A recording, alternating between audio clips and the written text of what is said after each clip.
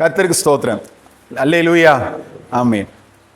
பிசாசின் கண்ணிகள்ல, இந்த விதமான பிசாசின் கண்ணிகள்ல விழாதபடி எச்சரிக்கையா இருங்கள் என்று நம்ம தியானிச்சுட்டு இருக்கிறோம். சரிங்களா? அப்படின்னு நம்ம தியானிச்சுட்டு இருக்கிறோம். அதுல போன வாரத்துக்கு முந்தின வாரம் நான் செய்தி கொடுக்கும்போது நான் முதல் காரியமா என்ன சொன்னேன் அப்படின்னு சொன்னா, பிசாசு நமக்கு வைக்கிற கண்ணி என்ன அப்படின்னு சொன்னா சந்தேகம், தேவன் மேல அவிசுவாசத்தை வர பண்ணுவது. அதுதான் அவனுடைய முதல் கண்ணி அப்படின்னு சொல்லி, அதாவது கண்ணிகள்ல ஃபர்ஸ்ட் கண்ணியை அதை நம்ம என்ன செஞ்சோம், அதை நம்ம தியானிச்சோம். என்னென்ன காரியங்கள் மூலமாகலாம் அவன் அந்த கண்ணியை நமக்கு வைக்கிறான், அதுல இருந்து நம்ம எப்படி தப்பிக்கணும் அப்படிங்கிறதெல்லாம் நம்ம தியானிச்சோம்.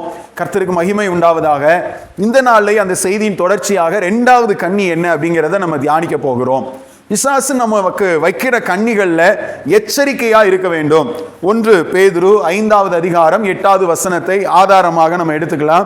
1 பேதுரு 5:8 வாசிங்க பார்க்கலாம். தெளிந்த புத்தி உள்ளவர்களாயிருங்கள், விழித்திருங்கள்.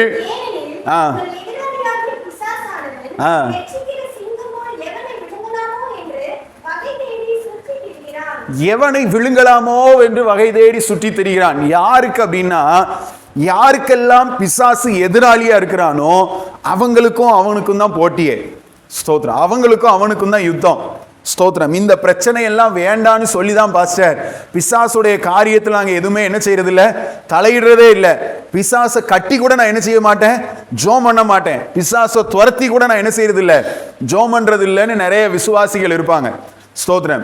நல்ல ஜெபம் நடத்தும் போது நல்ல பிசாசை கட்டி ஜோம் பண்ணுங்க, ஆவியில நிரம்பி பிசாசை துரத்தி ஜோம் பண்ணுங்க அப்படின்னா நிறைய பேர் அப்படியே அமைதியாயிருவாங்க. ஒரு சிலர் நல்ல ஆவியில நிரம்புவாங்க, சிலர் அந்நிய பாஷைகளை பேசிட்டு இருப்பாங்க. அதுல ஒரு பெரிய பகுதி ஆட்கள் அப்படியே அமைதி ஆயிடுவாங்க. ஏன் தெரியுமா? வீணா அவனை தொந்தரவு பண்ணி அவன் வீட்டுக்கு போன உடனே அவன் ஒரு வேலை என்ன செய்வான், நமக்கு காட்டுவான். ஸ்தோத்திரம். எதுக்கு அவன்கிட்ட பகைச்சிக்கிட்டு, அவனை எதுக்கு எதிராளியா நம்ம பார்த்துட்டு பேசாம உனக்கும் பிரச்சனை வேண்டாம், நானும் உன்னை துரத்தியோ உனக்கு பிரச்சனை கொடுத்தோ என்ன செய்ய விரும்பல, நான் செயல்பட வாழ விரும்பல, நீயும் எனக்கு என்ன செய்யாத, தொந்தரவு கொடுக்காத அப்படிங்கிற எண்ணத்துல அமைதியா இருந்துக்கிடுவாங்க. நம்ம சொன்னா எதுவும் நமக்கு பிரச்சனை வந்துருமோ, நம்மளை அடிச்சிருவானோ அப்படின்ட்டு. நீங்க என்னதான் அவனை துரத்தலனாலும் நீங்க தேவ பிள்ளை. ஹல்லேலூயா. விசுவாசிக்கிறீங்களா? ஆமென். ஸ்தோத்திரம். நீங்க என்னதான் அவனை துரத்தலனாலும் கட்டலனாலும் அவன் உங்களை எதிராளியா தான் பார்ப்பான், எதிராளியா தான் பார்ப்பான். எப்படி உங்களை விழுங்கலாம், எப்படி உங்களை அழிக்கலாங்கிறதா அவனுடைய நோக்கமே. அதனாலதான் வேதம் சொல்லுது, நீங்கள் தெளிந்த புத்தி உள்ளவர்களா இருங்கள், விழித்திருங்கள், ஜாக்கிரதையா இருங்க. அவன் உங்களை விழுங்குவதற்காக வகை தேடி, வழி தேடி, ஒரு வாய்ப்பை தேடி சுற்றி திரிந்து கொண்டு இருக்கிறான்.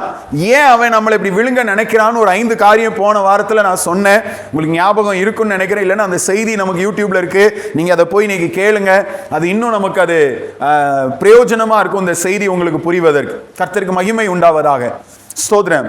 இன்னைக்கு நம்ம தியானிக்க போகிற காரியம் 2வது கண்ணி என்ன அப்படின்னு சொன்னா, அப்போஸ்தலர் நடபடிகள் 26வது அதிகாரம் 18ஆம் வசனத்தை வாசிக்க கேட்கலாம். 26:18.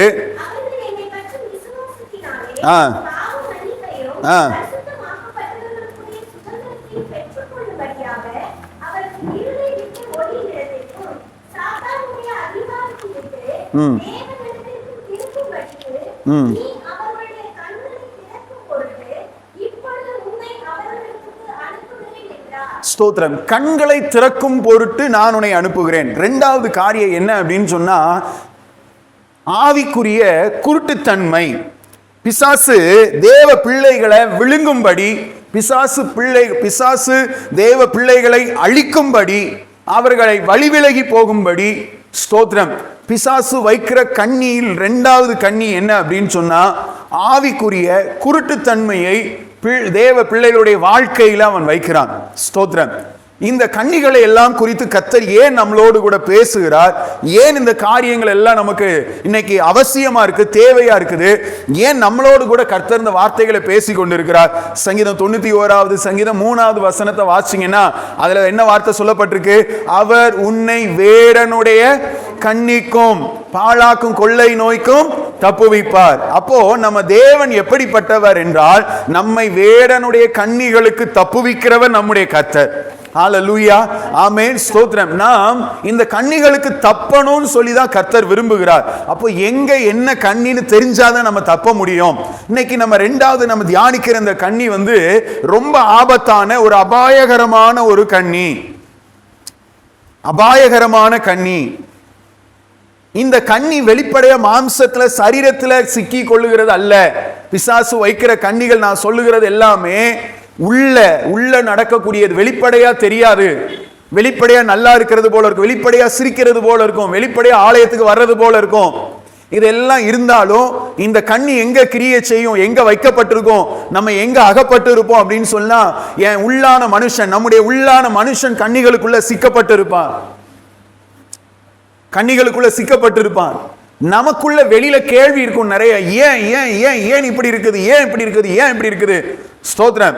நானும் நல்லா ஜெபம் பண்றேன், நானும் ஆலயத்துக்கு போறேன், நானும் இப்படி இருக்கிறேன், நானும் அப்படி இருக்கிறேன், ஆனா ஏன் என்னால் இதுல இருந்து மீண்டு வர முடியல அப்படின்னா உள்ள கண்ணில சிக்கி இருக்கிறோம். இது எப்படிப்பட்ட கண்ணி அப்படின்னா ஆவிக்குரிய குருட்டுத்தனம், ஆவிக்குரிய குருட்டுத்தன்மை. நம்ம கேட்கலாம், நான் குருடனா, எனக்கு நல்லா கண்ணு தெரியுதே அப்படின்னு. ஸ்தோத்திரம். ஒரு யோசிச்சு பாருங்க, ஒரு பட்ட பகல்ல நல்ல வெளிச்சம், பட்ட பகல்ல சூரியன் உச்சில நல்ல சுருன்னு வெயில் அடிச்சுட்டு இருக்கிற நேரம், கையில ஒருத்தர் மெழுகுவர்த்தியை எடுத்துக்கிட்டு நல்லா அதுல தீயை கொளுத்தி, ஸ்தோத்திரம், மெழுகுவர்த்தி வெளிச்சத்துல சூரியனே காணும், எனக்கு வெளிச்சமே இல்லை, எங்கப்பா சூரியனை காணும் அப்படின்ட்டு போனா நம்ம என்ன சொல்லுவோம்? பைத்தியக்காரன்னு சொல்லுவோம். வேற கண்ணு தெரியலையா உனக்கு? இவ்வளோ வெயில் என்ன செய்யுது, சூரியன் இவ்வளோ இருக்கு, அடிச்சிட்டு இருக்கு, இந்த வெயில்ல போய் ஸ்தோத்திரம். இன்னைக்கு நிறைய கிறிஸ்தவர்கள் நம்முடைய வாழ்க்கை அப்படிதான் இருக்குது. சூரியன்ல பிரச்சனை இல்லை, பிரச்சனை எங்க வந்தது? இவனுடைய பார்வையில சூரியன் இருப்பதையோ சூரியன் வெளிச்சம் கொடுக்கிறதையோ பார்க்காதது யாருடைய தவறு, யாருடைய குறை? இவனுடைய குறை. சூரியன் இடத்துல பிரச்சனை இல்லை. ஸ்தோத்திரம். கேட்டா கேள்வி இன்னைக்கு நம்ம நிறைய பிரசங்கங்களை கேட்கிறோம். வேத வசனம், பரிசுத்த வேதாகமம் நம்முடைய கரத்துல கொடுக்கப்பட்டிருக்கு, ஜீவனுள்ள வார்த்தை. இது எல்லாம் இருந்தாலும் கர்த்தரை அறிகிற அறிவு இல்லை.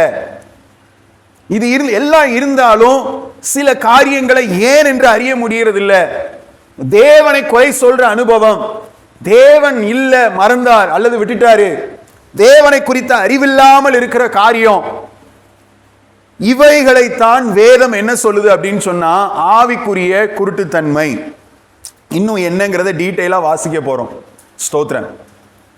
தேவன் இல்ல, தேவன் இல்ல, அல்லது தேவன் எவ்வளவு அனுக்கிரகங்களை நமக்கு செய்திருக்கிறார், தேவனிடத்திலிருந்து எவ்வளவு ஆசீர்வாதங்கள் நமக்கு கொடுக்கப்பட்டிருக்குது, தேவன் எவ்வளவா நம்மளை வேலி அடைச்சிருக்கிறாரு, இது எதையும் உணராமல் எவ்வளவு வாய்ப்புகளை தேவன் நமக்கு கொடுத்திருக்கிறாரு, எவ்வளவு சுகத்தை தேவன் நமக்கு கொடுத்திருக்கிறார், எவ்வளவு அற்புதத்தை தேவன் கொடுத்திருக்கிறார், இது எதையும் உணராமல் ஏதோ ஆண்டவர் எதுவுமே செய்யாதது போல பேசுவதும் நடந்து கொள்வதும் நம்முடைய இருதயம் அப்படி இருக்குமானால் அதுதான் ஆவிக்குரிய குருட்டுத்தன்மை. ஹல்லேலூயா, ஸ்தோத்திரம். நான் ஆத்துமா இருதயம்னு சொல்லுவேன், ரெண்டுமே ஒண்ணுதான். அதனால நீங்க அதை மனசுல வச்சுக்கணும். ஸ்தோத்திரம். பாருங்க, ஆதியாகமம் 3வது அதிகாரத்துல வாசிக்கும் போது ஆதாம் ஏவாளை பிசாசு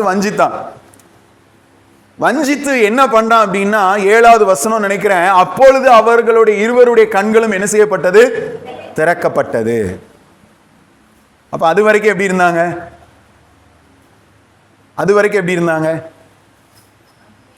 அது வரைக்கும் அவங்க கண்கள் திறந்துதான் இருந்தது. எந்த கண்கள்னா, இன்னைக்கு எந்த கண்கள் குருடாயிருச்சுன்னு நான் பேசிட்டு இருக்கிறேனோ அந்த கண்கள் அது வரைக்கும் திறந்திருந்தது. எப்போ மாம்சத்தின் கண்கள் திறக்கப்பட்டதோ ஆதாம் ஏவாளுக்கு, அப்போ அவர்களுடைய ஆவிக்குரிய கண் என்ன ஆயிடுச்சு? குருடாகி போனது. அது வரைக்கும் அவங்க நிர்வாணிகள் தான். அது வரைக்கும் அந்த கண்களால தான் கர்த்தரை அவர்களால பார்க்க முடிஞ்சது, கர்த்தரோடு கூட உலாவ முடிஞ்சது அந்த தோட்டத்துல. ஆனால் எப்போ அவர்களுடைய கண்கள், மாம்சத்தின் கண்கள் ஓபன் ஆச்சுதோ அப்பதான் பார்க்கிறாங்க தாங்கள் நிர்வாணிகள் என்று அறிந்தார்கள்.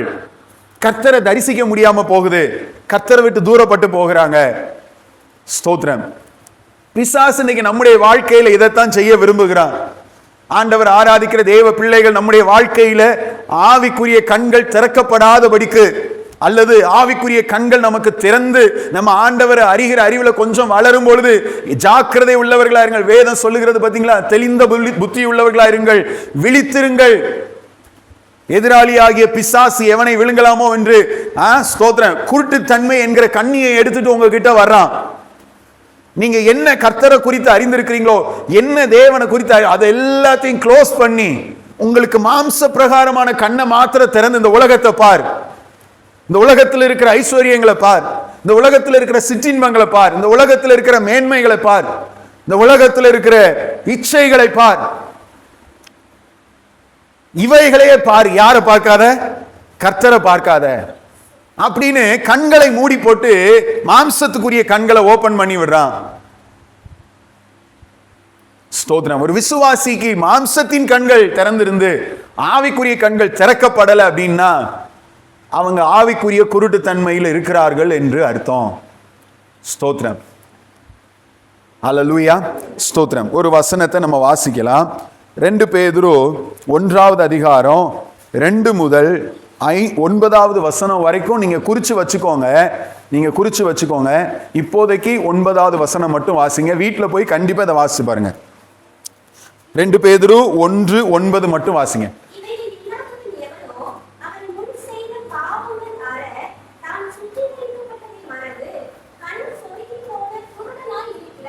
வேதத்தில் இப்படி குருட்டுத்தன்மையோடு இருக்கிறவர்களை குறித்து ஏராளமான வசனங்கள் உண்டு.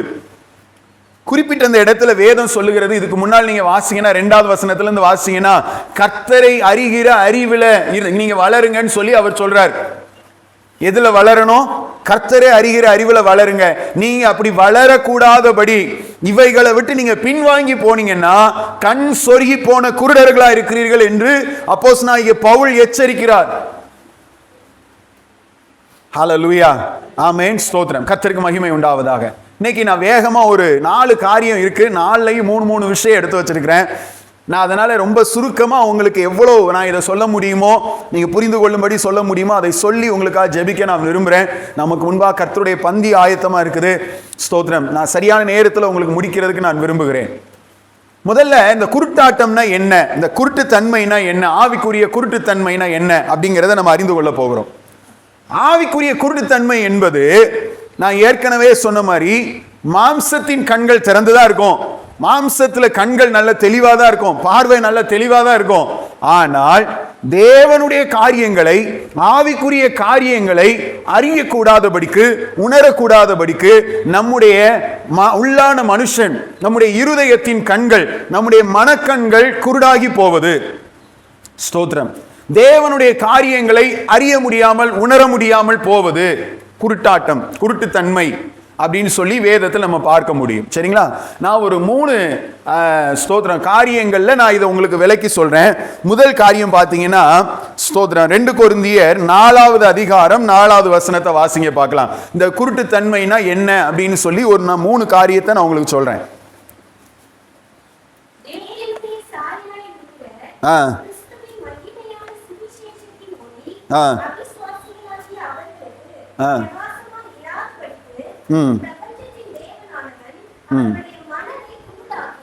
ஸ்தோத்திரம். முதல் காரியம் என்ன தெரியுமா? சத்தியம் ரொம்ப நமக்கு அருகில் இருந்தும் அதை உணர முடியாத நிலைமை. குருட்டாட்டம்னா என்ன? வசனம், சத்தியம் நமக்கு ரொம்ப அருகில் இருந்தும் அதை உணர முடியாத நிலைமை, இதுதான் குருட்டாட்டம். இன்னும் சொல்லணும்னா, ஆமென், ஸ்தோத்திரம், வசனம் அதாவது நம்முடைய அறிவுக்கும் இருதயத்துக்கும் இருக்கிற கனெக்ஷன் கட் ஆயிடுச்சு. அறிவுக்கும் நம்ம இருதயத்துக்கும் இருக்கிற கனெக்ஷன் கட் ஆயிடுச்சு. ஏன் இப்படி சொல்றேன் தெரியுமா? ஒரு வசனத்தை நம்ம கேட்கும் போது, ஒரு பிரசங்கத்தை கேட்கும் போது, நீங்க வசனத்தை வாசிக்கும் போது அந்த வசனம் முதல்ல எங்க போகும் அப்படின்னா, நீங்க உங்க பார்வையின் மூலமா அறிவுக்கு போகுது. அப்படிதானா? ஸ்தோத்திரம். கண்களால பார்த்து அறிவுக்கு கொண்டு போகிறோம், மூளை கொண்டு போறோம். ஸ்தோத்திரம். அறிவில் இருக்க அந்த வசனம், நம்ம கேட்கிற சத்தியங்கள், நாம் கேட்கிற சத்தியங்கள், உபதேசங்கள், இதெல்லாம் எங்க இருக்கு அப்படின்னா நம்முடைய அறிவில் இருக்குது. ஆனா அது எங்க போயிருக்கணும் அப்படின்னா இருதயத்துக்குள்ள போயிருக்கணும். ஆனால் எவ்வளவுதான் நான் பிரசங்கம் கேட்டாலும், எவ்வளவுதான் நான் வசனங்களை கேட்டாலும், எவ்வளவு சத்தியங்களை, ஆழமான சத்தியங்களை கேட்டாலும், அந்த வார்த்தைகள் எல்லாம் மூளையிலேயே, அறிவிலேயே இருக்குது.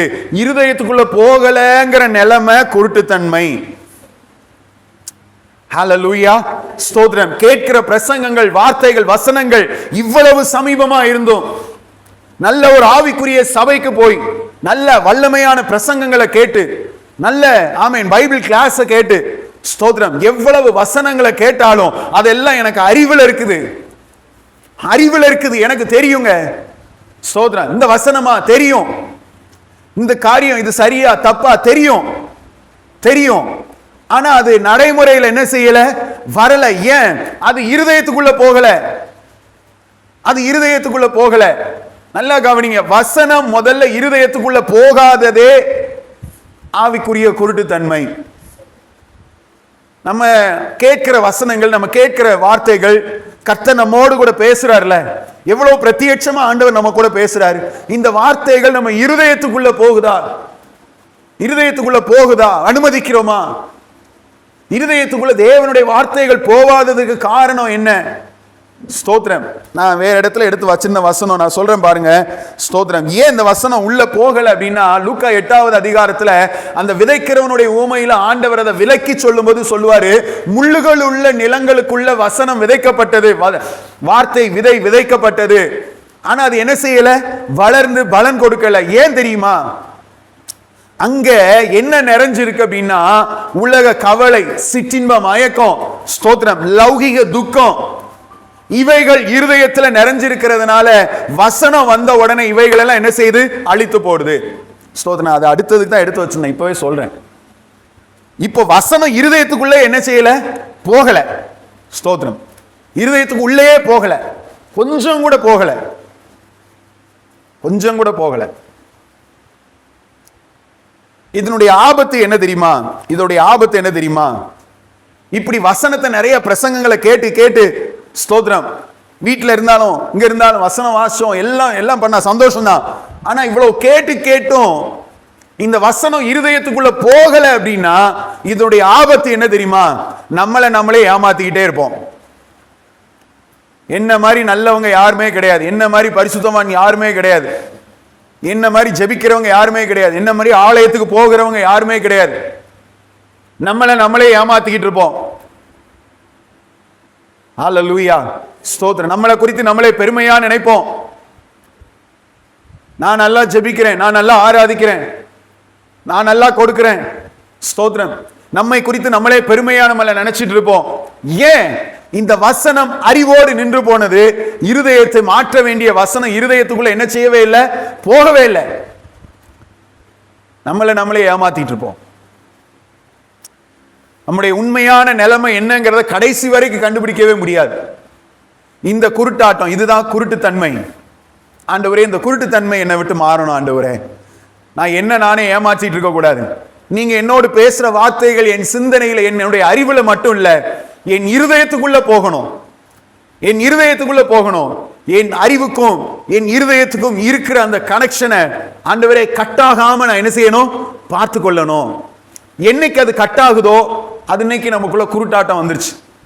ஸ்தோத்திரம். அதனாலதான் பிசாசு இருதயத்துல தேவையில்லாத பாரம், தேவையில்லாத கவலை, வேற காரியங்களை, லௌகீக துக்கம், சிற்றின்ப மயக்கம், உலகத்தை பற்றின கவலை, இவைகளை கொண்டு வந்து இருதயத்தை நிரப்பி வச்சிருவான். வசனம் எங்கே இருக்கும்? அறிவிலே இருக்கும். சரி, ரெண்டாவது, இந்த ஸ்தோத்திரம் குருட்டாட்டம்னா என்ன அப்படின்னா, மத்தேயு 13வது அதிகாரம் 15வது வசனத்தை வாசிக்க கேட்கலாம். மத்தேயு 13:15.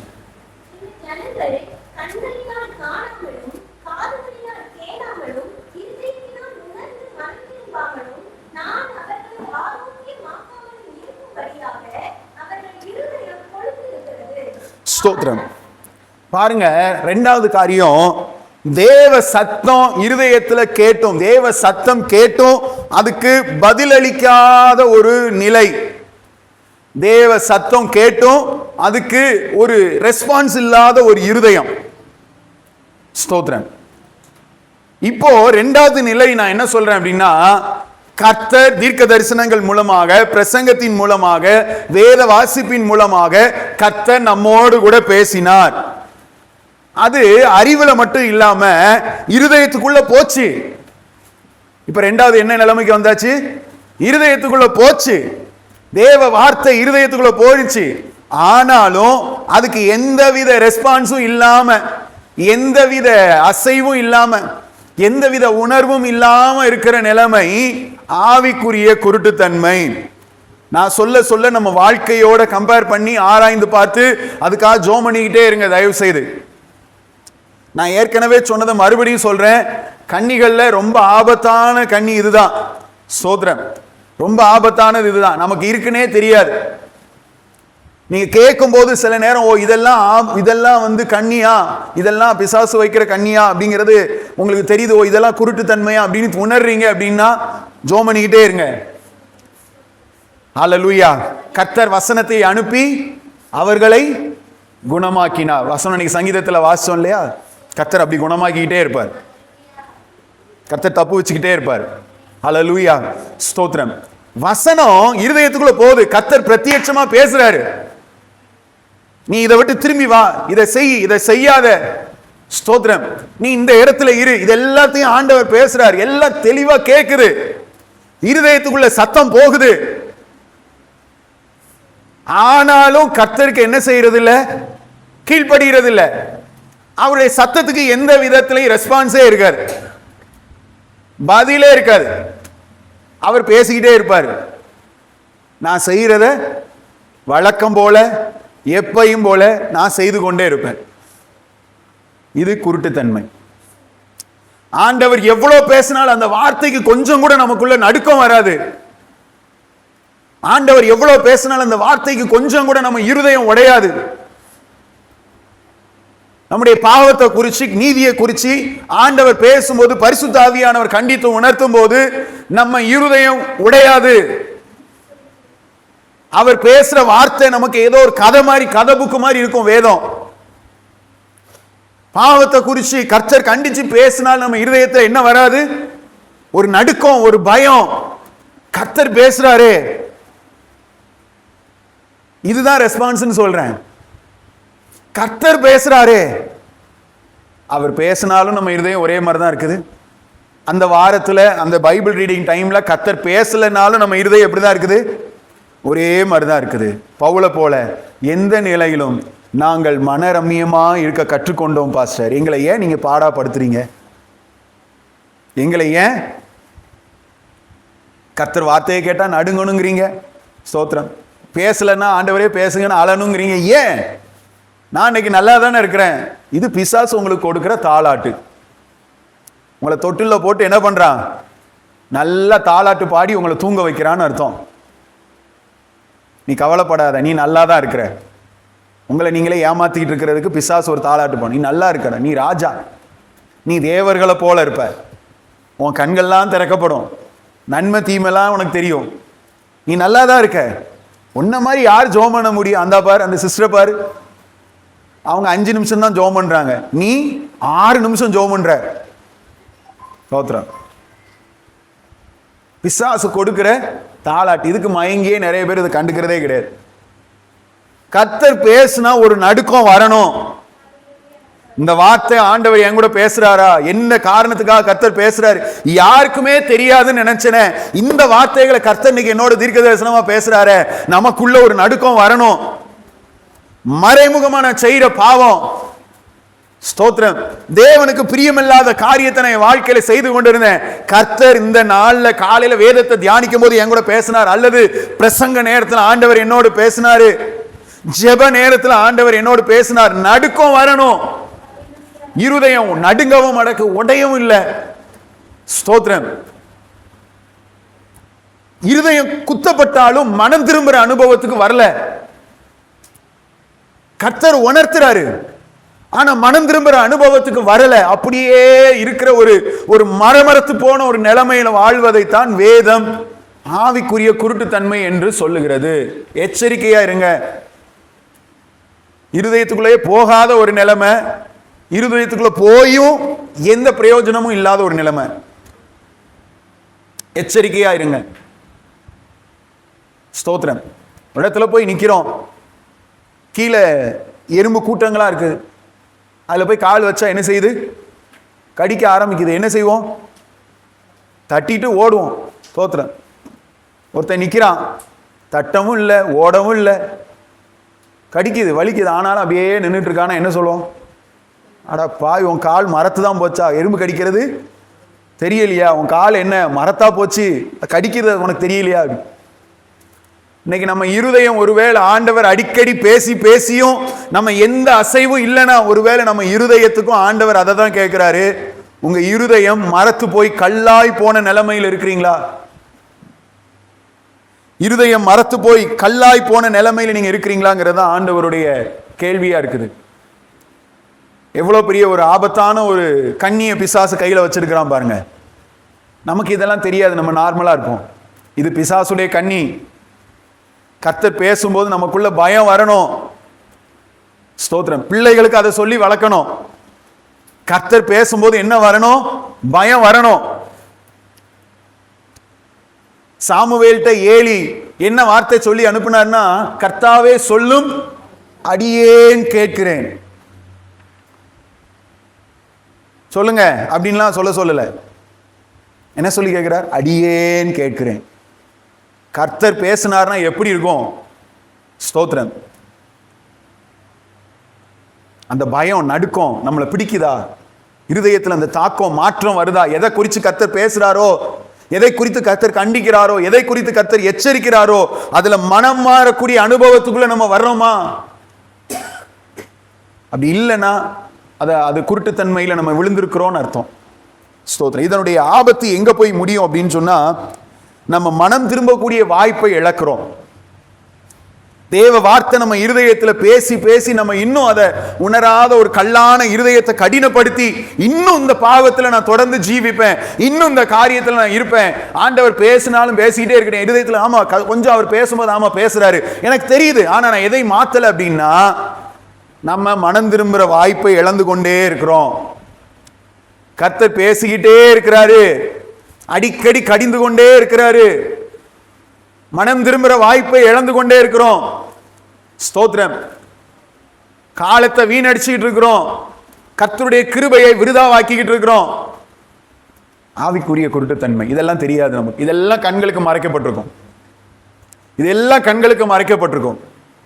எதுதான் நமக்கு முக்கியமா தெரியும்? உலக காரியங்கள். ஹல்லேலூயா. ஸ்தோத்திரம். மூணாவது என்ன ஆவிக்குரிய குருட்டுத்தன்மைனா என்ன? எபேசியர் 4:18-19. எபேசியர் 4:18-19.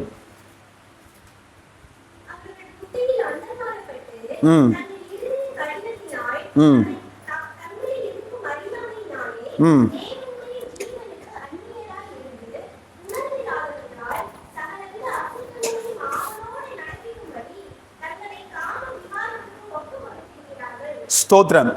மூன்றாவது ஆவிக்குரிய குருட்டுத்தன்மைனா என்ன அப்படின்னு சொன்னா, பாவம் என்பது ஒரு ஆபத்தான காரியமா தெரியாத ஒரு நிலைமை.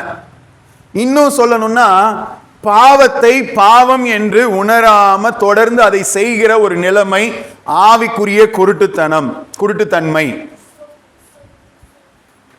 பாவத்தை பாவம் என்று உணரவே விடமாட்டான் பிசாசு.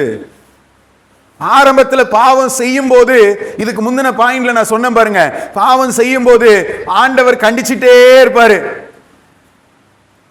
கண்டிச்சுட்டே இருந்தாரு. இப்ப என்ன ஆயிடுச்சுன்னா, ஒரு கட்டம் வந்ததுக்கு அப்புறம் ஸ்தோத்திரம், பாவத்தை பாவம் என்று உணராத ஒரு நிலைமைக்குள்ள வந்தாச்சு. பாவத்தை பாவம் என்று உணராம தைரியமா செய்யக்கூடிய நிலைமைக்குள்ள வந்தாச்சு. இப்ப அது நம்முடைய ரெகுலர் ஹேபிட்டா மாறிடுச்சு, நம்முடைய நடைமுறை பழக்க வழக்கமா மாறிடுச்சு. ஆரம்பத்தில் ஒரு காலகட்டத்தில் அந்த பயம் இருந்துச்சு. இன்னைக்கு எங்க வந்துட்டோம் அப்படின்னா, அது சீரியல் பார்த்தா என்ன தப்பா, சினிமா பாட்டு கேட்டா என்ன தப்பா? ஸ்தோத்திரம். நான் இந்த மியூசிக் டைரக்டருக்கு நான் ரசிகன், இவரை போல வருமா? ஸ்தோத்திரம். நான் இந்த நடிகருடைய பாடல்களுக்கு அடிமை அப்படின்லாம் சொல்லி நிறைய காரியங்களுக்கு நம்ம நியாயப்படுத்தி இன்னைக்கு செஞ்சுட்டு இருக்கிறோம் பாருங்க. அதை செய்யும் போது இருதயத்தில் எந்தவித சலனங்களும் வரல, எந்தவித பயமும் வரல அப்படின்னா நம்ம ஆவிக்குரிய குருட்டுத்தன்மைக்குள்ள இருக்கிறோம். இதெல்லாம் கேட்கறதுனால நமக்கு ஆசீர்வாதத்தை இழந்து கொண்டிருக்கிறோம். ஹல்லேலூயா, ஸ்தோத்திரம். எச்சரிக்கையா இருக்கணும். இவைகள் எல்லாம் கேட்கறதுனால, இவைகள் எல்லாம் பண்றதுனால நமக்கு ஆவிக்குரிய குருட்டுத்தன்மை, பாவத்தை பாவம் என்று உணராத ஒரு நிலைமை. தெரியும் எது பாவம் என்று நமக்கு தெரியும், எது நீதி என்றும் நமக்கு தெரியும். தெரிஞ்சாலும் பாவத்தை துணிகரமா செய்யற அனுபவத்துக்கு என்ன செஞ்சிட்டோம், வந்துட்டோம் அப்படின்னு சொன்னா ஆவிக்குரிய குருட்டுத்தன்மை. பாவத்தை ரொம்ப என்ஜாய் பண்ணி செய்ய ஆரம்பிச்சிருவாங்க.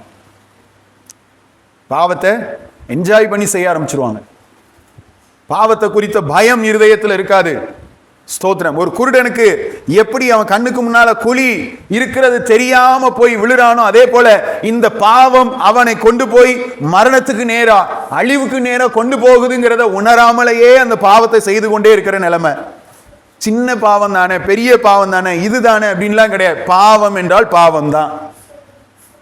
ஹல்லேலூயா, ஸ்தோத்திரம். இந்த பாவத்துக்கெல்லாம் அப்படின்லாம் கிடையாது. ஸ்தோத்திரம். கர்த்தருடைய பார்வையில பாவம் என்றால் பாவம் தான். ஆண்டவர் எங்கேயும் சின்ன பாவம் பெரிய பாவம் வகை பிரிச்சு ஆண்டவர் வேதத்தில் எழுதி வைக்கல. பாவம் என்றால் பாவம் தான். நம்ம செய்யற இப்படிப்பட்ட சின்ன சின்ன பாவங்கள் நம்முடைய குடும்பத்துல கர்த்தர் வச்சிருக்கிற அரணுக்கு ஒரு ஓட்டையா மாறிடும். பிரச்சனை எங்க இருந்து வருது? இந்த ஓட்டை வழியா தான் வருது. நம்ம எதை பாவத்தை பாவம்னு உணராம செஞ்சுக்கிட்டு இருந்தோமோ அந்த வழியா தான் வருது. ஹல்லேலூயா. அதை சரி பண்ணி பாருங்க. கர்த்தர் நம்முடைய குடும்பத்துக்கு, நம்முடைய தனிப்பட்ட வாழ்க்கைக்கு, நம்முடைய வேலைகள், நம்முடைய தொழில் காரியங்கள்ல அவர் அரணா இருந்து நம்மளை பாதுகாப்பார். ஹல்லேலூயா, ஸ்தோத்திரம். இப்போ ரெண்டாவது, இந்த மூணாவது காரியம் பாருங்க. பாவத்தை பாவம்னே உணராம அதை தொடர்ந்து செய்து அதிலே வாழ்ற வாழ்க்கை நமக்குள்ள அப்படி இருக்கா? கெட்ட வார்த்தை பேசுறது பாவம்னு தெரிஞ்சாலும் அதை என்ன செஞ்சுட்டே இருப்போம்? அதை ஒரு பெரிய பாவமா கருதாம பேசிக்கிட்டே இருப்போம். கோவம் வந்துட்டுனாலே என்னதான் வருது? அந்நிய பாஷை தான் வருது. தோத்திரம். என்னதான் வருது? அந்நிய பாஷை வந்துருது. தோத்திரம். ஏன் என் முன்னால நிக்கிறவன் என்ன பேசுறான், அவன் பேசுற மாதிரியே நான் என்ன செய்யணும்? பேசணும். கர்த்தருக்கு மகிமை உண்டாவதாக. ரொம்ப அபாயகரமான ஒரு நிலை தான் இந்த ஆவிக்குரிய குருட்டுத்தன்மை. சரிங்களா? ஸ்தோத்திரம். வெளிப்படுத்துதல் 3:17 வாசிங்க பார்க்கலாம். வெளிப்படுத்துதல் 3:17. வேகமா. ஆ ஆ ஆ ம். நீ அறியாமல் ஆ ஆ ஸ்தோத்திரம். பாருங்க, இந்த வசனத்துல ஆண்டவர் சொல்றார் அந்த சபைக்கு, இவ்வளோ காரியங்கள் இருக்கு. நீ பரிதவிக்கப்பட்டவன், நிர்பாக்கியம் உள்ளவன், நிர்வாணி, இது எல்லாம் நீ அறியாமல் நான் ஐஸ்வர்ய சம்பனன் என்றும் எனக்கு என்ன குறை என்றும் நான் ரொம்ப நல்லவன், நான் ரொம்ப நீதிமான், நான் ரொம்ப பரிசுத்தவான்ங்க அப்படின்னு நீ வாழ்ந்துகிட்டு இருக்கிற ஆவிக்குரிய குருட்டுத்தன்மை. நீ என்ன நிலைமையில இருக்கங்கிறது உனக்கு தெரியவே இல்லை. கர்த்தர் பேசிக்கிட்டு இருக்கிறாரு. ஸ்தோத்திரம். உலக காரியங்களுக்காகவே கவலைப்பட்டு இருக்கிறோம். ஆண்டவர் சொல்றாரு, இன்னைக்கு இந்த காரியத்தில் நம்முடைய ஆவிக்குரிய கண்கள் திறக்கப்படுமானால் இந்த பிரச்சனைக்கான தீர்வு என்னங்கிறத கர்த்தர் உங்களுக்கு வெளிப்படுத்தி காண்பிக்கிறதுக்கு நீங்க ரெடியா இருக்கிறாரு. நீங்க என்ன கேள்விகளோடு, என்ன குழப்பங்களோடு வந்திருக்கிறீங்களோ அதுக்குரிய தீர்வை தேவன் வெளிப்படுத்துறதுக்கு நீங்க ரெடியா இருக்கிறாரு. ஆனா விஷயம் என்ன அப்படின்னா, நம்முடைய கண்கள் திறக்கப்படணும். நம்ம என்ன நிலைமையில் இருக்கோங்கிறதே தெரியாம நானும் நல்ல கிறிஸ்தவன், நானும் நல்ல ஆமென் ஸ்தோத்திரம், என்ன போல ஜெபிக்கிறவர்கள் கிடையாது, என்ன போல ஆராதிக்கிறவர்கள் கிடையாதுங்கிற நிலைமையில் நம்ம இருந்துட்டு இருக்கிறோம். ஹல்லேலூயா, ஸ்தோத்திரம். எச்சரிக்கையா இருக்கணும், ஜாக்கிரதையா இருக்கணும். தெளிந்த புத்தியுள்ளவர்களா இருங்கள், விழித்திருங்கள். ஏனெனில் உங்கள் எதிராளியாகிய பிசாசானவன் எவனை விழுங்கலாமோ என்று கர்ஜிக்கிற சிங்கத்தை போல வகை தேடி சுற்றி திரிந்து கொண்டிருக்கிறான். இன்னைக்கு நம்ம எப்படி இருக்கிறோம்? ஆமென், ஸ்தோத்திரம். சரி, இப்போ அடுத்த காரியம், ரெண்டாவது காரியம், இந்த ஆபத்தான இந்த நிலைமை நமக்குள்ள எப்படி வந்தது? இந்த ஆவிக்குரிய குருட்டுத்தன்மை எப்படி எனக்குள்ள வந்துச்சு? நமக்கு அது தெரியணும்ல. ஏன்னா ஒரே நாள்ல அதை நமக்குள்ள வந்து பிசாசு வந்து நம்மளை குருடாக்கி அப்படி வைக்கிறது இல்லை. எப்படி கொஞ்சம் கொஞ்சமா நமக்குள்ள வந்ததுங்கிறத அறிந்திருக்கணும். அப்பனா தான் அடுத்த முறை அந்த காரியம் வரும்போது அதுக்கு நம்ம எச்சரிக்கையா இருப்போம், விலகி இருப்போம். ஸ்தோத்திரம். எப்படி நம்ம இந்த ஆவிக்குரிய குருட்டுத்தன்மை நமக்குள்ள வந்தது, என் ஆவிக்குரிய கண்கள் எப்படி குருடாகி போனது அப்படின்னு சொல்லி நான் ஒரு 3 அல்லது 4 காரியம் நான் உங்களுக்கு சொல்றேன். வேகமா நான் சுருக்கமா சொல்றேன். முதல் காரியம், எபிரேயர் 3வது அதிகாரம் 13வது வசனம்.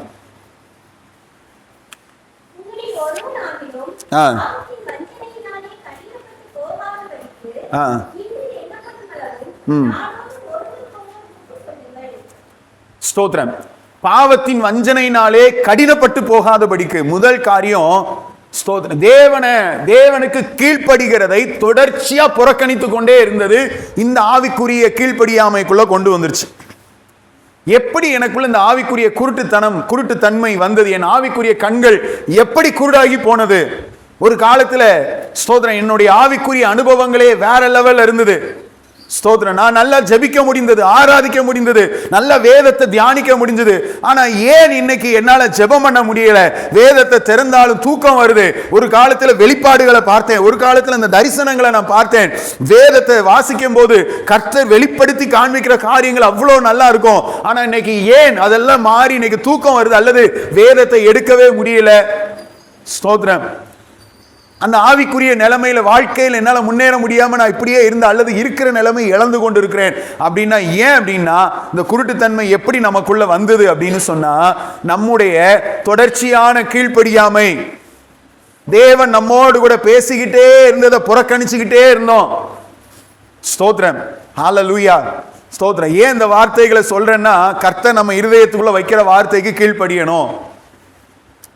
கர்த்தர் நம்ம கூட என்ன பேசுறாரோ அதை நம்ம என்ன செய்யக்கூடாது, 10ஓட 11 எடுத்துட்டு போக கூடாது. பேசினவர் இன்னைக்கு பாஸ்டர் ரொம்ப நல்லா பேசினாரு, இன்னைக்கு செய்தி ரொம்ப நல்லா இருந்தது அப்படின்னு சொல்லிட்டு போறதுக்கு அல்ல. கர்த்தர் இன்னைக்கு இந்த வார்த்தையை நம்மோடு பேசிட்டு இருக்கிறதுக்கு ஒரு காரணம் உண்டு. நான் விசுவாசிக்கிறேன், நான் உணர்றேன், இங்க இருக்கிறவங்களோட கர்த்தர் பேசிக்கிட்டு இருக்கிறாரு. சில பிரச்சனைகளுக்கு தீர்வை கர்த்தர் பேசிக்கிட்டு இருக்கிறாரு. சில பாதைகளை கர்த்தர் காமிச்சிட்டு இருக்கிறார். சிலரை கர்த்தர் எச்சரித்துட்டு இருக்கிறார். ஹல்லேலூயா. தேவன் நம்மோடு பேசி நம்மளோட எச்சரித்து தொடர்ச்சியா ஆண்டவருடைய எச்சரிப்புக்கு கீழ்ப்படியாத ஒரு நிலைமையினால இந்த குருட்டுத்தனம், ஆவிக்குரிய கண்கள் குருடாகி போன நிலைமையில இன்னைக்கு வாழ்ந்து கொண்டிருக்கிறோம். தேவ வார்த்தைக்கு கீழ்ப்படிங்க. கர்த்தர் உங்களோடு கூட பேசுறது என்ன? ஆண்டவர் உங்களோடு கூட பேசுறது என்ன? உங்களால உணர முடியுதா? கண்டுபிடிக்க முடியுதா? ஸ்தோத்திரம். அந்த வார்த்தைக்கு கீழ்ப்படிய கர்த்தர் நமக்கு உதவி செய்வாராக. முதல்ல பாவத்தை செய்யும் போது நமக்குள்ள ஒரு எச்சரிப்பு உண்டானது. ஆனா அந்த எச்சரிப்பை புறக்கணிச்சுட்டு, அந்த எச்சரிப்பை அசட்டை பண்ணிட்டு, தேவ சத்தத்தை அசட்டை பண்ணிட்டு தொடர்ந்து அந்த பாவத்தை செய்ய இப்போ என்ன ஆயிடுச்சுன்னா, அந்த பாவம் பழகி போயிடுச்சு. தேவ சத்தம் என்ன செய்யல, கேட்கல, குருட்டுத்தன்மைக்குள்ள வந்தாச்சு. இப்படிதான் குருட்டுத்தன்மை, நம்முடைய கண்கள் குருடாகி போயிடுச்சு. நான் சொல்றேன், சின்ன விஷயங்கள் தானேன்னு சொல்லி விடாதீங்க. ஆண்டவருக்கு கீழ்ப்படிய நம்மளை அர்ப்பணிப்போம். ஹல்லேலூயா. சின்ன விஷயங்கள் இதுலலாம் கீழ்ப்படிய, எந்த ஒரு காரியத்திலே ஆண்டவருக்கு நான் எதுல கீழ்ப்படியணும், ஒவ்வொரு சின்ன காரியங்களோ பெரிய காரியங்களோ கீழ்ப்படிய தேவன் நமக்கு உதவி செய்வாராக. சகரியா 7:12 வாசிங்கன்னா, ஸ்தோத்திரம், அந்த ஃபாஸ்டிங் பிரேயர்ல நாங்க தியானிச்சோம். நான் பேசுறதை கேட்க கூடாதபடி தங்கள் செவிகளை அடைத்து கொண்டு தங்கள் இருதயத்தை வைரமுமாக்கினார்கள் என்று ஆண்டவர் சொல்றார். வைரத்தை போல் ஆக்கினார்கள். வைரத்தை மாதிரி ரொம்ப இறுக்கமான கனிமம் எதுவுமே கிடையாது. அதை போல தங்கள் இருதயத்தை என்ன பண்ணிட்டாங்க, வைரத்தை போல ஆக்கிட்டாங்க அப்படின்னு ஆண்டவர் சொல்றார். ஸ்தோத்திரம். தேவனுடைய வார்த்தைக்கு கீழ்ப்படியாமலே வாழ்றது. நம்ம நினைக்கிறோம், இந்த வாரம் கர்த்தர் பேசினாரு, ஆமேன், அதை மறந்துட்டு பரவாயில்ல அடுத்த வாரம் கேட்டுக்கலாம், அடுத்த வாரம் கேட்கிறோம், அன்னைக்கு சாயந்தரமே மறக்குது. ஸ்தோத்திரம். அல்லது ஒரு 2-3 நாள் ஞாபகம் இருக்கு, அடுத்து மறந்துடுது, பரவாயில்ல அப்படின்னு நினைக்கிறோம். கர்த்தர் நம்ம கூட விசேஷமா என்ன செய்யணும் நம்ம கிட்ட பேசினாரு. சில நேரம் நம்முடைய பிரச்சனைகளையும் சொல்லி பாசுக்கு தெரியாது, ஆனா தீர்க்க தரிசனமா நம்மோட பிரச்சனையும் சொல்லி அதற்குரிய விளக்கத்தையும் ஆன்சரையும் தீர்வையும் கர்த்தர் நம்மோடு பேசியிருப்பாரு. ஆனா அதையுமே நம்ம எப்படிதான் எடுத்திருப்போம், சாதாரணமா எடுத்துட்டு போயிருப்போம். ஏன் கர்த்தர் நம்மோடு பேசினார்? நம்ம கீழ்ப்படியணுங்கிறதுக்காக. இந்த கீழ்ப்படிதல் இல்லைன்னா நம்ம கண்கள் குருடாகி போகும், ஆவிக்குரிய கண்கள். இன்னும் கர்த்தரை குறித்து என்ன செய்ய முடியாது? அறிந்து கொள்ள முடியாது. அவரை குறித்து நம்ம கண்டுகொள்ள முடியாது இன்னும் நம்முடைய வாழ்க்கையில. இரண்டாவது காரியம், இது எப்படி நமக்குள்ள வந்தது அப்படின்னு சொன்னா 1 யோவான் 2:15.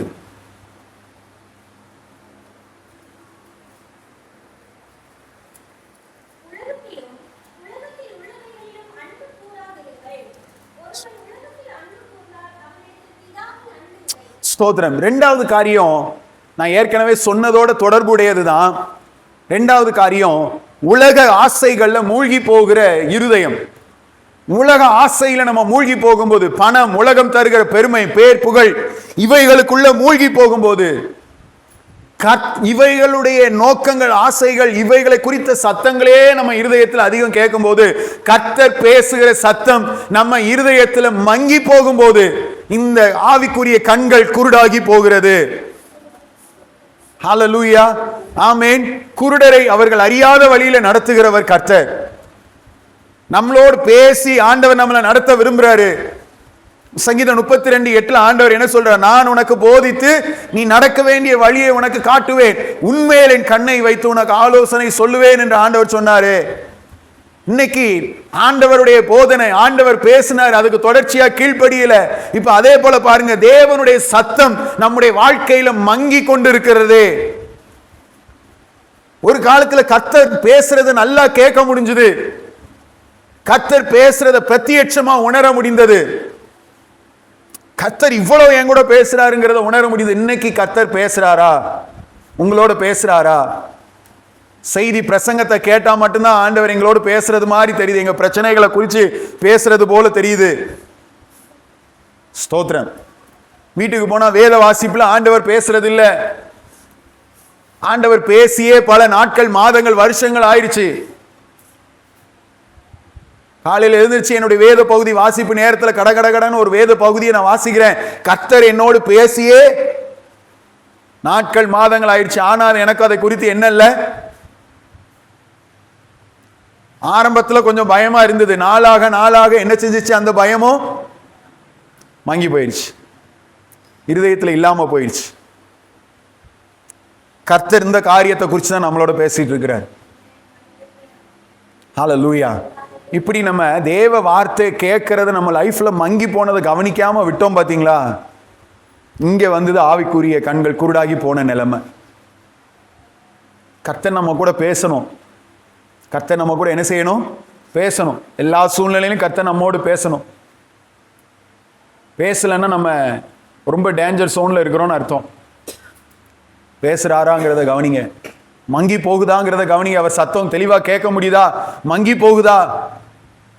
கர்த்தர் இந்த வார்த்தை இன்னைக்கு உங்களோட பேசுறதுக்கு ஒரு காரணம் உண்டு. ஸ்தோத்திரம். காரணம் உண்டு. சிலர் அந்த பாதையில போய்கிட்டு இருக்கிறீங்க, கர்த்தருடைய சத்தத்தை கேட்ட அனுபவங்கள் எல்லாம் மாறி, ஸ்தோத்திரம், இன்னைக்கு அதெல்லாம் மங்கி போய் ஏதோ நடக்கிறது நடக்கட்டுங்கிற மாதிரி நம்ம வாழ்ந்துட்டு இருக்கிறோம். அது நமக்கு பழக்கமாகி போன ஒரு நிலைமையில நம்ம வாழ்ந்துட்டு இருக்கிறோம். கர்த்தர் நம்மோடு பேசிட்டு இருக்கிறாரு. சத்தத்தை கேளு, இல்லைன்னா கண்கள் குருடாகி போகும். ஆவிக்குரிய கண்கள் குருடாகி போகும். ஆவிக்குரிய காரியங்கள் எதையும் நம்ம அறிய முடியாது, உணர முடியாது. ஆமென். ஹல்லேலூயா. ஸ்தோத்திரம். மூணாவது காரியம், மத்தேயு 26:41.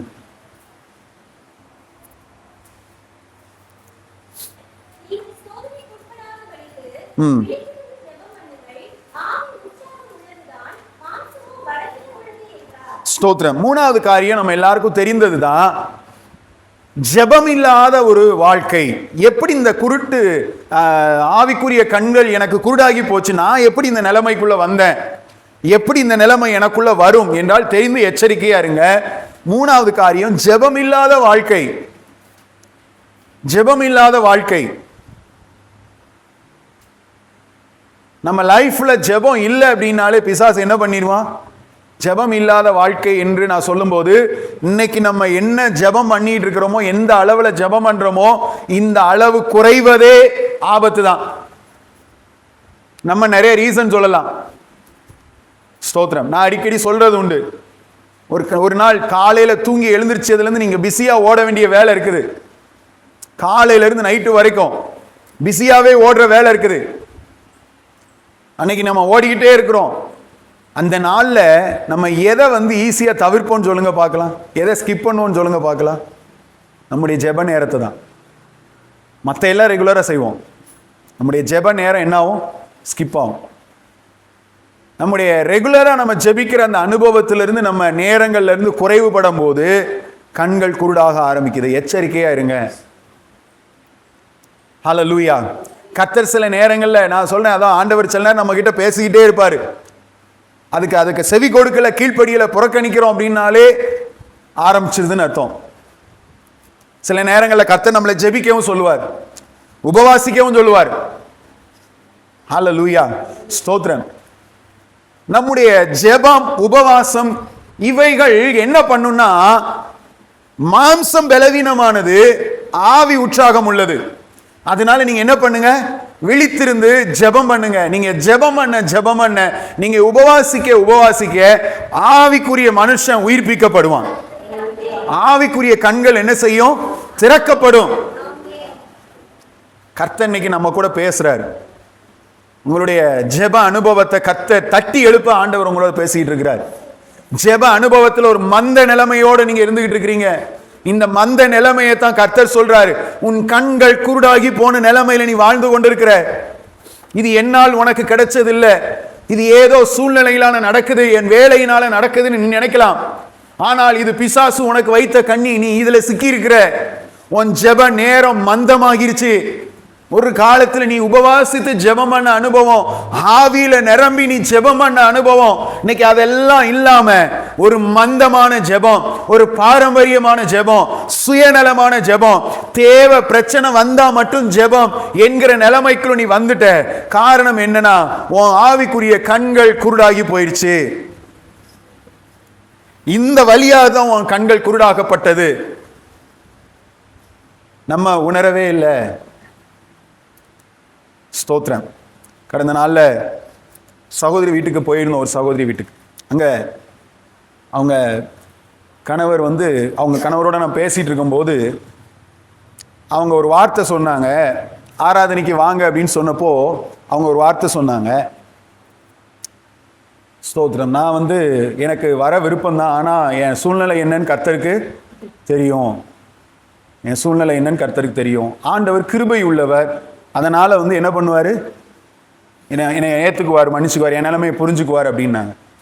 எனக்கு பதில் வருது, ரெடியாக தான் இருக்கேன். பேசுனா வாக்குவாதம் ஆகும். எனக்கு அந்த சகோதரர் ஆதாயப்படுத்துறதுல தான் எனக்கு பாரமே தவிர வாக்குவாதம் பண்ணுறதுல இல்லை. ஆனால் அவருக்கு சொல்லவும் செய்யணுமே. நம்ம நிறைய, அவரை மட்டும் நான் சொல்லலை, நிறைய கிறிஸ்தவங்க நம்ம அப்படிதான் இருக்கிறோம். நம்ம ஜெபம் பண்றது ஏன் பலவீனம் என்னன்னு ஆண்டவருக்கு தெரியும். அவர் கிருபை உள்ளவர். அவர் என்ன செய்வாரு? ஏன் வேலை என்னன்னு ஆண்டவருக்கு தெரியும். என் சூழ்நிலை என்னன்னு ஆண்டவருக்கு தெரியும், பார்த்துக்குவார். அவர் பலவீனம், அவருக்கு ரொம்ப கிருபை உள்ளவர், பார்த்துக்குவார். கிருபையை தவறா பயன்படுத்துவதற்கு வேதம் என்ன செய்யல? ஸ்தோத்திரம். அப்பா ரொம்ப அன்பானவர்ங்கிறதுனால பிள்ளை என்ன வேணாலும் தப்பு செய்யலாம், அப்பா சகிச்சிட்டு இருப்பாரா? கிருபைனா என்ன அர்த்தம்? பேரன்பு. அந்த பேரன்பை பயன்படுத்தி பிள்ளை என்ன வேணாலும் தப்பு செய்யலாம், அப்பா சகிச்சுக்கிட்டு இருக்க முடியுமா? முடியாதே. அப்ப இன்னைக்கு நம்ம ஜெப வாழ்க்கைக்கு நம்ம சொல்ற காரணம் என்ன? நான் ரொம்ப பலவீனமா இருக்குது, என் நிலைமை என்னன்னு ஆண்டவருக்கு தெரியும். அவர் ரொம்ப இரக்கமுள்ளவர், அவர் பார்த்து மன்னிச்சுக்குவார். கர்த்தர் இன்னைக்கு அதை கண்டிச்சு நம்மோட பேசிட்டு இருக்கிறார். நமக்குள்ள அப்படிப்பட்ட நிவிசாரம் இருக்குதா? நமக்குள்ள அப்படிப்பட்ட ஏதாவது காரியங்கள் இருக்குதா? ஜெப வாழ்க்கை இன்னைக்கு தட்டி எழுப்பப்படட்டும். உபவாச ஜெபம் தட்டி எழுப்பப்படட்டும். ஆவியில நிரம்பி அந்நிய பாஷைகளை பேசி ஜெபம் பண்ண அனுபவங்கள் தட்டி எழுப்பப்படட்டும். ஆவிக்குரிய கண்கள் திறக்கப்பட கர்த்தர் உதவி செய்வாராக. ஆமென். ஹல்லேலூயா. ஸ்தோத்திரம். மூணாவது காரியம், ஆவிக்குரிய பெருமை. நேசன் அவங்க ரெண்டு பேரும் உள்ள வர சொல்லு. ஆவிக்குரிய பெருமை. ஸ்தோத்திரம். ஆவிக்குரிய பெருமை. எப்படி இந்த என் கண்கள், ஆவிக்குரிய கண்கள் குருடாகி போயிடுச்சுன்னா, ஸ்தோத்திரம், எனக்குள்ள இருந்த பெருமை, உலக பிரகாரமான பெருமை உண்டு. என்ன எல்லாம் பெருமை உண்டு? வீடு இருந்தா அதை குறித்து பெருமை பாராட்டுறவங்க உண்டு, கார் இருந்தா பெருமை பாராட்டுறவங்க உண்டு, வேலையை குறித்து பெருமை பாராட்டுறவங்க உண்டு, அதிகாரம் பதவி பணம் இவைகளை வச்சு என்ன செய்யறது உண்டு, பெருமை பாராட்டுகிறவர்கள் உண்டு. நான் சொல்றது ஆவிக்குரிய பெருமை அப்படின்னா என்ன?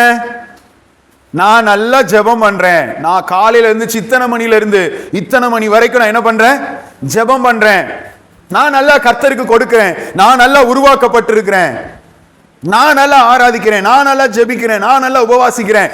இந்த பெருமை வந்துருச்சுன்னா நம்ம என்ன செய்ய முடியாது, கண்கள் குருடாகி போகும். எப்போ நமக்குள்ள இருக்கிற காரியங்களை குறித்து பெருமை வருதோ அப்போ நமக்கு அடுத்த கட்ட வெளிப்பாடுகள் என்ன செய்யாது, கிடைக்காது. அடுத்த கட்ட தேவ வார்த்தை நமக்கு நம்முடைய செவிகளுக்கு வந்து எட்டாது. நான் சொல்றது புரியுதுங்களா? இருக்கிற காரியத்தை குறித்து என்ன செய்யக்கூடாது, பெருமைப்படக்கூடாது. இன்னைக்கு கர்த்தர் நமக்கு தந்திருக்கிற ஜெப வாழ்க்கை கிருபையாய் தேவன் தந்தார். இந்த வாழ்க்கை, இதில் உள்ள காரியங்கள் எல்லாமே தேவன் கிருபை. ஆவிக்குரிய காரியங்களை குறிச்ச பெருமை நமக்குள்ள வந்துருச்சுன்னா ஸ்தோத்திரம். நான் ஜெபம் பண்ணேன், அற்புதம் நடந்தது, பெருமை நமக்குள்ள வந்துருச்சுன்னா அடுத்து கர்த்தர் நிறுத்திடுவார். போ, அந்த பெருமைக்குள்ள நம்ம என்ன செய்யக்கூடாது, விழக்கூடாது, இடம் கொடுக்க கூடாது. பிசாசு நமக்குள்ள அந்த பெருமையான எண்ணங்களை கொண்டு வருவான். ஸ்தோத்திரம். பெருமையான எண்ணங்களை கொண்டு வந்து அந்த புகழுக்கு நம்மளை மயங்க வைப்பான். என்னைக்கும் இல்லாம சில பேர் நம்மளை தேடி வந்து சொல்லுவாங்க, நம்முடைய ஆவிக்குரிய வாழ்க்கையை குறித்து பெருமையா பேசுவாங்க, பெருமையான காரியங்கள் நம்ம இருதயத்தில் வைப்பாங்க. பாராட்டுறது வேற, பெருமையான காரியங்கள் நம்ம இருதயத்தில் வைப்பாங்க. ஒருவேளை அந்த பாராட்டையும் சில நேரம் பெருமையா பிசாசு நம்ம மண்டைக்கு கொண்டு போவான். இவைகளுக்குள்ள நம்ம வந்துட்டோம் அப்படின்னு சொன்னா, நான் நல்லா உருவாகிட்டேன், நான் நல்ல பைபிள் கிளாஸ் எல்லாம் எனக்கு தெரியும், நான் நல்லா படிச்சிருக்கிறேன், நல்லா அப்படின்னு நினைச்சிட்டோம்னாலே அடுத்த கட்ட வெளிப்பாடுகளை கர்த்தர் தரமாட்டாரு. ஹல்லேலூயா. நான் அடிக்கடி சொல்லுவது, குயவன் கரத்தில் இருக்கிற களிமண். நான் உருவாக்கப்பட்டுட்டேன்னு நம்ம சொல்லவே கூடாது. உருவாக்கப்பட்டுக்கிட்டே இருக்கிறேன், இன்னும் என்ன பண்ணுங்க, உருவாக்குங்க. நேற்றைய தினமும் நான் ஃபாஸ்டிங் பிரேயர்ல சொன்னேன், சாரி பாத்து வீட்டில் எண்ணெயை ஊற்றிக்கிட்டே இருந்தாங்க, வந்துக்கிட்டே இருந்துச்சு. எப்போ ஸ்டாப் ஆச்சு, பாத்திரங்கள் இல்லை, எல்லாம் நிறைஞ்சிட்டு அப்படின்ன உடனே ஸ்டாப் ஆயிடுச்சு. பாத்திரங்கள் இல்லைன்னா என்ன அர்த்தம், எல்லாம் நிறைஞ்சிட்டு இருந்த எல்லா பாத்திரமும் ஃபுல் ஆயிடுச்சு அப்படின்ன உடனே ஸ்டாப் ஆயிடுச்சு. நம்ம எப்போ நமக்குள்ள நான் எல்லாம் ஃபுல்ஃபில், என்ன மாதிரி யாருமே கிடையாது, நான் நல்லா எல்லாம் பண்றேன் அப்படின்னு நமக்குள்ள அந்த பெருமை வந்து நான் நிறைவாயிட்டேன் அப்படிங்கிற என்ன வருதோ அப்போ எல்லாம் முடிஞ்சு. கண்கள் என்ன செஞ்சிருது, இந்த பெருமையை நம்ம இருதயத்தில் கொண்டு வந்து வைப்பான். இப்படி தான் அந்த ஆவிக்குரிய கண்கள் குருடாகி போயிடும். ஜாக்கிரதையா இருங்க, அல்லது குருடாகி போயிருக்கலாம், அதுலேருந்து விழித்து கொள்ளுங்க. ஹல்லேலூயா. ஸ்தோத்திரம். கர்த்தருக்கு மகிமை உண்டாவதாக. வேத உதாரணங்களாக இருந்த சில பேரெல்லாம் நான் எடுத்துகிட்டு வந்தேன், அதெல்லாம் சொல்கிறதுக்கு நேரம் இல்லை. இன்னும் 15 நிமிஷத்தில் முடிச்சுட்டு அடுத்து கம்யூனியன் வேறு இருக்குது, நான் முடிக்கிறதுக்கு விரும்புகிறேன். சரிங்களா? நான் உதாரணத்தை மட்டும், அந்த நபர்களை மட்டும் நான் சொல்கிறேன், வேணால் நீங்கள் நோட் பண்ணிக்கோங்க. இப்படி கண்கள் குருடாகி போனவர்கள், சிம்சோன் ஆவிக்குரிய கண்கள், சிம்சோனுடைய மாம்ச கண்கள் குருடாகிறதுக்கு முன்னாலேயே அவனுடைய ஆவிக்குரிய கண்கள் என்ன செஞ்சிருச்சு, குருடாகிருச்சு. பிசாசு அப்படிதான் குருடாக்கி அவனை அழிச்சான் அப்படின்னு சொல்லி நம்ம பார்க்கிறோம். தேவனால வல்லமையா பயன்படுத்தப்பட வேண்டும், தேவ திட்டத்தை சுமந்த பராக்கிரம ஆவியினால நிரப்பப்பட்டிருந்த ஒரு மனுஷன் அழிந்து போனான். பரிசேயர்கள் சதுசேயர்கள், மத்தேயு 23:16. பரிசேயர்கள் சதுசேயர்கள், நியாயப்பிரமாணம் ஃபுல்லா அவங்களுக்கு எல்லாம் தெரியும், நியாயப்பிரமாணத்தை கரெக்டாக கைப்பிடிச்சிருந்தாலும் இயேசுவை மேசியா என்று கடைசி வரைக்கும் அவங்களால என்ன செய்ய முடியல, அடையாளம் கண்டுபிடிக்கவே முடியல. ஏன்? அவர்கள் கண்கள் என்ன செஞ்சிருச்சு, குருடாகி போன நிலைமை. ஸ்தோத்திரம். மூணாவது ஏலியின் குமாரர்கள். ஏலியின் குமாரர்கள் 1 சாமுவேல் 2:20. ஆசரிப்பு கூடாரத்துக்குள்ளேயே இருந்திருந்தாலும் அவங்களால கர்த்தருடைய ஸ்தோத்திரம் தேவனை அறியாத ஒரு நிலைமையில் அவங்க வாழ்ந்து, பேலியாளின் மக்களாய் வாழ்ந்து அவங்க என்ன செஞ்சாங்க, மரித்து போனார்கள். ஓப்னி பினேகாஸ் என்கிற 2 பேரும் ஆலயத்துக்குள்ளே வாழ்ந்து, சாமுவேல் தீர்க்கதரிசி அவர் 5 வகை ஊழியம் பண்ணார், அதை ஒரு பிரசங்கமா பண்ணலாம், அவருடைய பிள்ளைகளா இருந்தே அவங்க என்ன செஞ்சாங்க, கெட்டு போனார்கள். கண்கள் குருடாக்கப்பட்ட நிலைமை. ஸ்தோத்திரம். கர்த்தருக்கு மகிமை உண்டாகும். இப்போ இதுல இருந்து எப்படி வெளியில வர்றதுன்னு ஒரு 3 அல்லது 4 காரியத்தை நான் சுருக்கமா சொல்லி முடிச்சிடுறேன், ரொம்ப டைம் எடுக்கல. ஸ்தோத்திரம். எப்படி இதுல இருந்து வெளியில வர்றது, என் கண்கள் குருடாகி போயிடுச்சு, இதுல இருந்து நான் எப்படி வெளியில வர்றது அப்படின்னு சொல்லி நம்ம ஜோமன்றதுக்காக நான் சொல்றேன். ஸ்தோத்திரம். முதல் காரியம் சங்கீதம் 119:18. சங்கீதம் 119:18.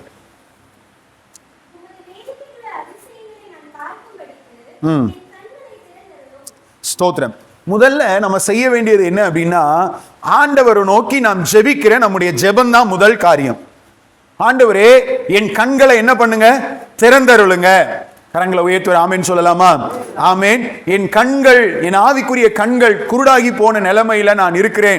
எனக்கு நல்லா உணர்த்தப்படுறேன். எனக்கு தெரியுது நான் சில காரியங்களை நான் என்னால் உணர முடியல, அறிய முடியல அப்படின்னா நான் குருடாகி இருக்கிறேன் அப்படின்னு நீங்க உணர்வீங்கன்னு சொன்னா ஆமேன் ஸ்தோத்திரம். அப்படி இல்லைனாலும் நம்ம ஜெபிக்க வேண்டிய காரியம் என்ன? ஆண்டவரே என் கண்களை திறந்தருளும்.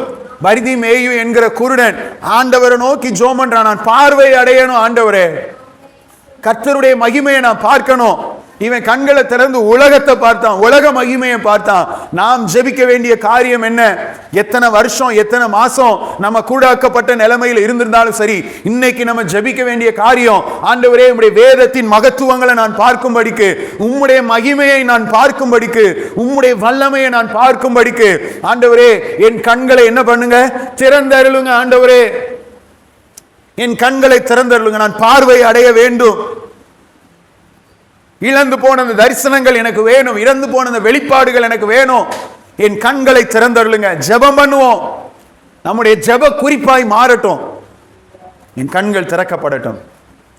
வெளிப்படுத்துதல் 3:18 வாசிங்க பார்க்கலாம். கண்கள் திறந்தருளும் என்று ஜெபிக்கும் போதே நான் இதையும் சொல்றேன். கண்களை திறந்தருளும். அதே சமயம் 3:18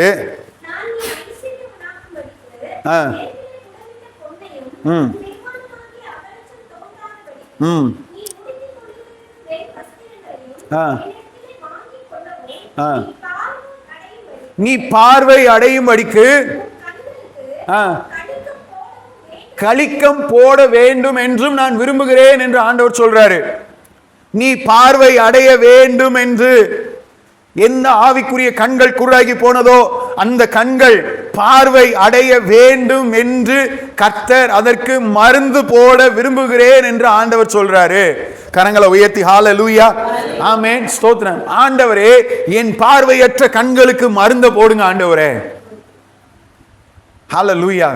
பார்வை மங்கி கொண்டே இருக்குது, மருந்து போடுங்க. அவர் என்ன மருந்து சொல்றாருன்னா, பரிசுத்த ஆவியானவர் ஆகிய மருந்து, பரிசுத்த ஆவியானவர் என்னும் மருந்து. நம்முடைய ஆவிக்குரிய கண்கள் திறக்கப்பட அவர் தேவை. ஹalleluya. நல்ல ஆவியில நிரம்பி, தனிப்பட்ட ஜெபத்தில் ஆவியில நிரம்பி ஜெபித்தது கடைசியா எப்போ? எத்தனை நாட்கள் இருக்கும், எத்தனை மாதங்கள் இருக்கும்? நல்ல ஆவியில நிரம்பி ஜெபித்தது, உண்மையா ஆவியில நிரம்பி ஜெபித்தது. ஹalleluya ஸ்தோத்திரம். ஆண்டவர்கிட்ட கேளுங்க, என் கண்களுக்கு மருந்து ஆவியானவர் தான் மருந்து, அதை தவிர வேற எதுவுமே கிடையாது. கேளுங்க, என் கண்களுக்கு மருந்து போடுங்கப்பா. ஆவியானவர் என்கிற மருந்து எனக்கு இருந்தாதான் இந்த வேதத்தை நான் வாசிக்கும் போது அதுல இருக்கிற வெளிப்பாடுகளை நான் பார்க்க முடியும், மகத்துவங்களை பார்க்க முடியும், உங்களுடைய மகத்துவங்களை பார்க்க முடியும். ஹalleluya. ஏன்னா அந்த ஆவியானவர் தேவனுடைய ஆழங்களை அறிஞ்சிருக்கிறவர். ஆமென் ஸ்தோத்திரம். கர்த்தருக்கு மகிமை உண்டாவதாக. இரண்டாவது காரியம், யாக்கோபு 1:23-24. யாக்கோபு 1:23-24.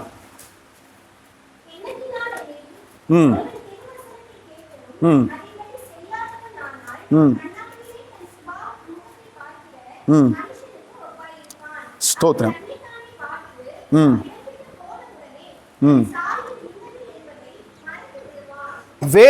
அதாவது வேதம் என்ன சொல்லுது அப்படின்னா, வசனத்தை, இந்த வேதத்தை வேதம் எப்படி அறிமுகப்படுத்துது தெரியுமா? கண்ணாடி முகம் பார்க்கிற ஒரு கண்ணாடியை போல இந்த வேதம் தன்னை அறிமுகப்படுத்துது. அப்போ வசனம் சொல்லுது, கண்ணாடியில தன்னுடைய சுபாவம் முகத்தை பார்த்தும் அதை எதுவும் சரி பண்ணாம தன்னை விட்டு விலகித்தான், இந்த கண்ணாடியை விட்டு விலகி போகிற மனுஷனுக்கு ஒப்பா இருக்கிறான். கண்ணாடியை பார்க்கிறான், தன்னுடைய சுபாவ முகம்தான் தெரியுது. ஸ்தோத்திரம். அப்போ ரெண்டாவது காரியம் என்னன்னா, வேதத்தை வாசிக்கும் போது, வேதத்தை நம்ம ஆராய்ந்து பார்க்கும் போது நம்மை நாமே சரி செய்து கொள்ளுகிற, நம்மை நாமே கேள்வி கேட்டு கொள்ளுகிற, சோதித்து அறிகிற அனுபவம் நமக்கு தேவை. நம்மகிட்ட இருக்கிற பிரச்சனை என்ன தெரியுமா?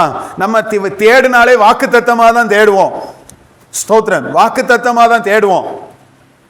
அப்படி இல்லையா, இந்த வார்த்தையை பேசுறத கேட்கும் போதே இந்த வார்த்தை யாருக்கு தெரியுமா? அவங்களுக்கு. இந்த வார்த்தை இன்னாருக்கு, இந்த வார்த்தை அவங்களுக்கு அப்படின்னு இந்த வார்த்தையை என்ன செய்வோம்? தட்டி விடுவோம். ஸ்தோத்திரம். கண்ணாடியில நீங்க உங்க முகத்தை பார்க்கும்போது யாருடைய முகம்தான் தெரியும்? உங்க முகம்தான் தெரியும், நம்ம முகம்தான் தெரியும். நம்ம கண்ணாடியில பார்த்தா வேற யார் முகமாவது அதுல தெரியுமா? தெரியாது. அதேதான் வேதத்தை நம்ம வாசிக்கும் போது, பிரசங்கத்தை கேட்கும் போது கர்த்தர் நம்மோடு பேசுறாருன்னா அது யாருக்கு தான்? நமக்கு தான். வேற யார் முகமும் அதுல தெரியாது. வேற யாரும் அதுல ஆண்டவர் அவங்களோட பேசுறது, அவங்களோட கர்த்தர் தனிப்பட்ட விதத்துல பேசுவார்.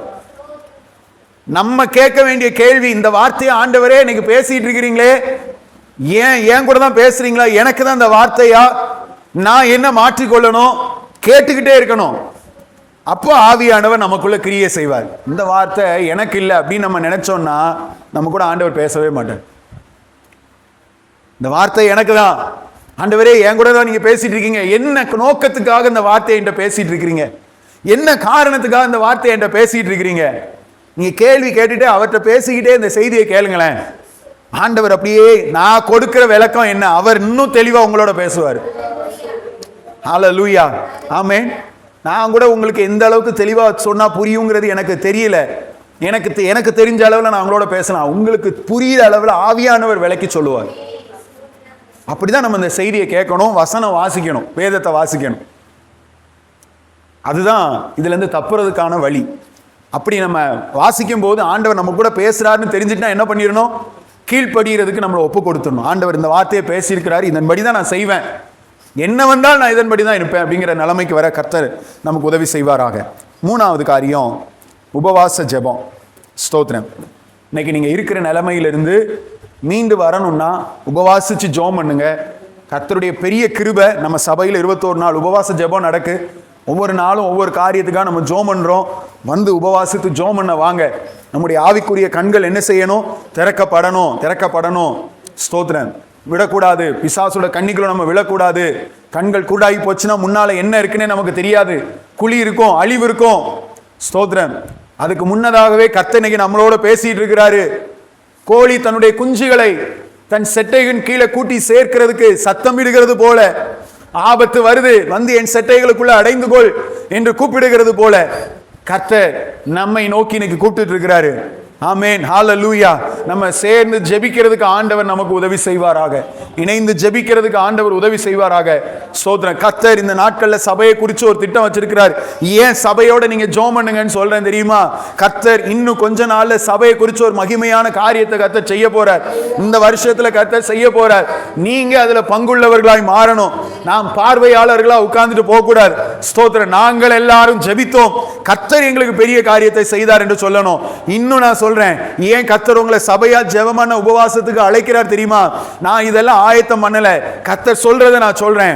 ஆதி சபையில எப்பெல்லாம் சபை விசுவாசிகளாய் ஒன்று கூடி ஜெபித்தார்களோ அப்பொழுதெல்லாம் அந்த இடம் அசைந்தது. கர்த்தர் மகிமையான காரியங்களை செய்தார். அதனாலதான் சொல்றேன், சபையாய் நம்ம எல்லாரும் ஒருமனப்பட்டு நம்ம ஜெபம் பண்ணோம்னு சொன்னா நிச்சயமா இந்த பகுதியில ஆமென் கர்த்தர் நம்ம சபையை கொண்டு பெரிய காரியங்களை செய்வார். உங்களுடைய வாழ்க்கையில கர்த்தர் பெரிய காரியங்களை செய்வார். சபையை நேசிக்கிறவங்க எப்பொழுதுமே சுகித்திருப்பார்கள் தான் வசனம் இருக்கு. ஆமென், ஸ்தோத்திரம். கடைசியா 8வது காரியம் தேவ சத்தத்துக்கு உடனடியான ஒரு கீழ்ப்படிதல். எபிரேயர் 3:15 ஆண்டவர் பேசுறதுக்கு முழுமையான ஒரு கீழ்ப்படிதல். அறகுறையா கீழ்ப்படிஞ்சாலும் கீழ்ப்படிதல் கிடையாது. அப்படிதான் அது ஆண்டவரோட கணக்கு. பாதி கீழ்ப்படிஞ்சேன், சவுல் பாதி கீழ்ப்படிஞ்சான். ஆண்டவர் போய் நீ பெலிஸ்தியரை ஃபுல்லா அழி அப்படின்னு சொன்னா இவன் அழிச்சான். பாதியை அழிச்சிட்டு மிருக ஜீவன்கள் எல்லாம் கொண்டு வந்துட்டான். ராஜாவையும் மிருக ஜீவன்களையும் கொண்டு வந்துட்டான். மற்ற எல்லாரையும் அழிச்சிட்டான். பாதி கீழ்ப்படிஞ்சேன், பாதி கீழ்ப்படியல அப்படின்னு சொன்னாலும் கர்த்தருக்கு என்ன இல்லை, அதுல உடன்பாடு ஆகல. நான் ஒன்று சொன்னா நீ அதுல என்ன செய்யணும்? முழுமையா நீ கீழ்ப்படியணும். இதுதான் கர்த்தர் நமக்கு வைக்கிறது. இன்னைக்கு நம்முடைய இருதயத்தை அப்படி ஒப்பு கொடுப்போம். நம்முடைய கண்களை திறக்கிறதுக்கு கர்த்தர் போதுமானவராக இருக்கிறார். ஹல்லேலூயா, ஸ்தோத்திரம். கர்த்தர் இன்னைக்கு நம்மோடு கூட பேசி இருக்கிறார்.